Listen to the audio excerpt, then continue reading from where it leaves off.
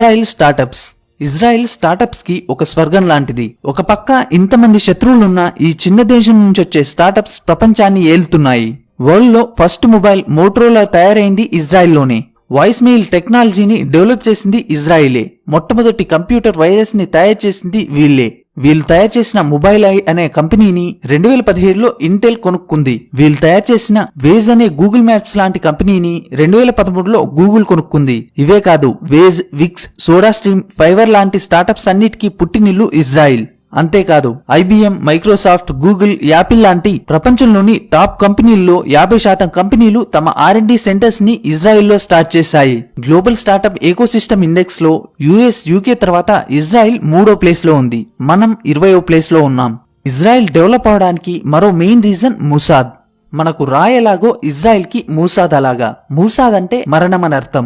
Israel కి మోసం చేయాలనుకున్న ఎవ్వరిని ఈ మూసాద్ వదిలిపెట్టదు. ప్రపంచంలోని టాప్ 5 గూఢచార సంస్థల్లో మూసాద్ ఒకటి. ఇజ్రాయిల్ కి ద్రోహం చేసిన వాళ్ళు ఎవరైనా సరే, వాళ్ళు ఏ దేశంలో దాక్కున్నా సరే, ఈ మూసాద్ వాళ్ళని వెతికి మరీ చంపుతుంది. వీళ్ళు చేసిన ఒక్కో ఆపరేషన్ ముందు జేమ్స్ బాండ్ సినిమాలు కూడా పనికిరావు. 1960లో వేలాది మంది యూదుల చావుకు కారణమైన అడాల్ఫ్ హిచ్మెన్ అనే వ్యక్తి అర్జెంటీనాలో దాక్కుంటే మూసాద్ అతన్ని వెతికి పట్టుకుని తిరిగి ఇజ్రాయిల్ కి తీసుకొచ్చి చంపేసింది.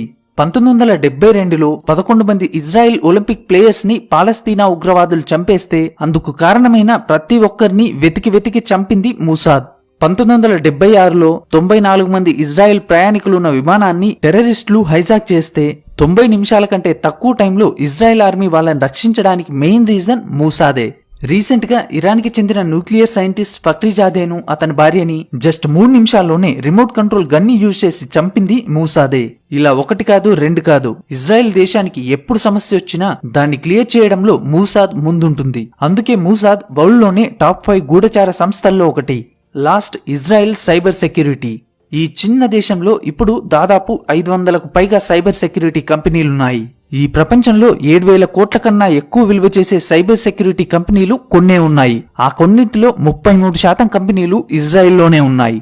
ఇజ్రాయెల్ ప్రతి సంవత్సరం 70,000 కోట్ల విలువైన సైబర్ సెక్యూరిటీ సొల్యూషన్స్ ని వేరే దేశాలకి అమ్ముతుంది. ప్రపంచంలో సైబర్ సెక్యూరిటీ కోసం ఖర్చు చేసే ప్రతి 100 రూపాయల్లో 40 రూపాయలు ఇజ్రాయెల్ కంపెనీలకి వెళ్తాయి.